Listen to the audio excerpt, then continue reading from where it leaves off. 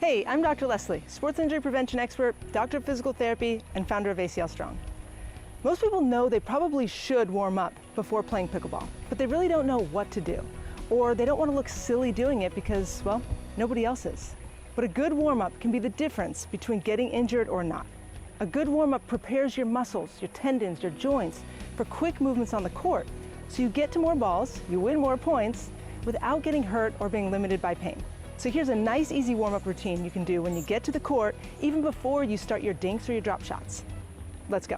All right, let's just start loosening up with some wrist circles and ankle circles. Okay, so this you can do anywhere while you're standing, you're waiting, and you're kind of getting mentally ready at the same time. Okay, then you can do hip circles, so you bring one knee up, out, and down, and then switch. And working on standing up nice and tall through that movement. To about 5 each way. And then you can go the other direction. So you go out and in. We call these open the gate and close the gate.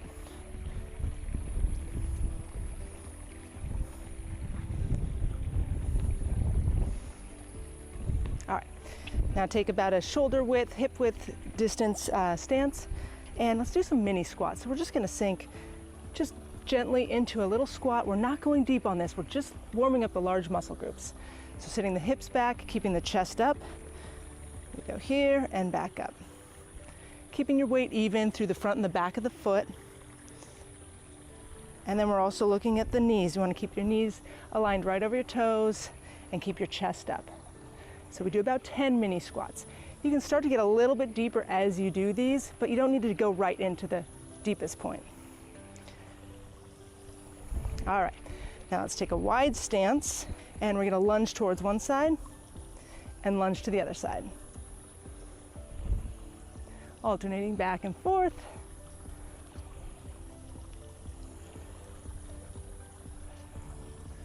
Okay, you get a nice lengthening of the inner thigh. And then on this one, let's just hold it a little bit longer.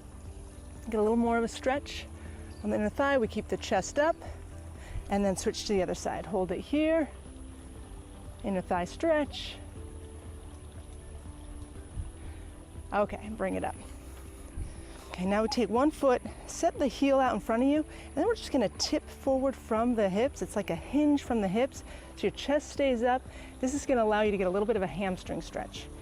Hamstring stretch on one leg, and then back up. Go ahead and switch feet. And notice on this that I'm not rounding through the back. I'm not trying to get down as far as I can. I'm actually keeping my chest pretty upright and just getting that stretch to isolate right here in the hamstrings.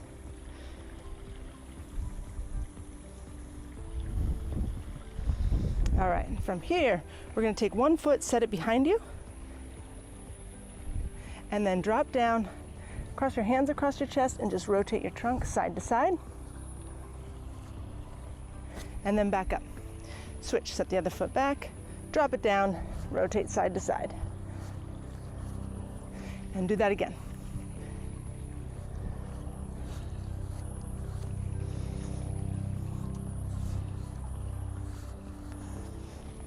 All right, now we're gonna go into an activation drill. So we really wanna activate and engage the hip stabilizing muscles. That's gonna help protect your knee, it's gonna help protect your lower back. So that's a really important area to wake up and activate and strengthen in order to avoid knee pain or an injury later. So we're gonna just balance on one foot, okay? So I'm balancing on this leg, and with the other foot, I'm going to tap back and then come back to home base. I'm gonna tap to the side and back.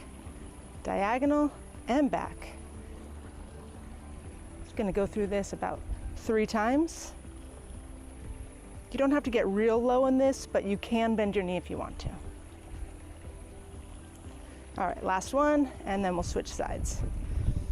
All right, standing up tall, tap to the side and back. When I do this, I wanna keep this knee aligned right over the foot. It might have a tendency to drift inward. We want to keep that out over the foot so that we protect the integrity of the knee and reduce potential pain or injury. When I tap this foot, I'm just barely tapping the ground. I'm not shifting my weight really onto it. I'm not really stepping that direction. It's more of just tap the ground and come back. We'll go around one more time. Good.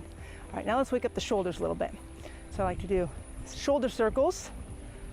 First, you can go both directions, just loosening up through the shoulders. And then you can open the chest and then round forward. And open the chest and round forward. One more time. Now, just like we activated the gluteus medius and the hip stabilizing muscles, we want to do the same for the rotator cuff. So a nice, easy way to do this without any equipment is take your shoulder back, roll your shoulders back and down, and I'm going to just resist it with my other hand. So this is my dominant hand. I'm going to resist pushing out. So just nice and easy. I'm just resisting that motion, and I'm pulling out about 10 times. And while I'm doing this, I want to be standing up nice and tall. I don't want to be doing it down here, because that's going to kind of pull me into more dysfunctional mechanics. So up nice and tall, rotate out. This is external rotation of the shoulder. And then we can reverse it and we can push in. So now I'm pushing in, pushing in. You can do this with bands. I'll do that in another video, but for the sake of a quick warm-up before you get started, it's okay to use your own body to create your own resistance.